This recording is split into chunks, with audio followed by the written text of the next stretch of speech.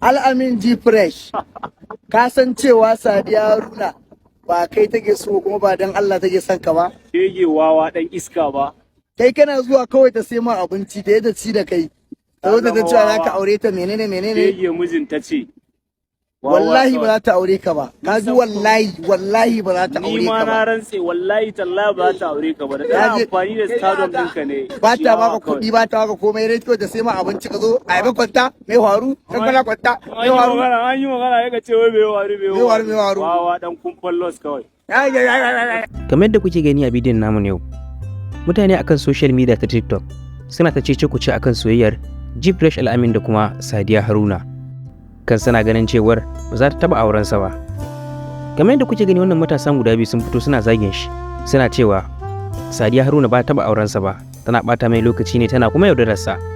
Ganin magana aurensu da ta taso a baya, magana tana tafiya rimi can kuma daga baya a biya watsi. So kuma daga baya again aka sake ganin su tare, ana me ya faru. Mutane suna ganin cewa sun yi amfani da wannan damar domin su yi musu wasa da hankali, wasu kuma suna ganin cewar a'a wannan magana aure da gaske ne. Sadiya Haruna ce ba ta aure shi ba, laifin Sadiya Haruna ne, wasu kuma suna ganin laifin G Fresh Al'amin ne. Menene ra'ayinku? Mu haɗe da ku a comment section. Sannan kuma kada ku manta ku danna mana alamar subscribe kuma ku danna mana alamar ƙararrawa domin samun sababbin shirye-shiryenmu a koda yaushe idan mun dora.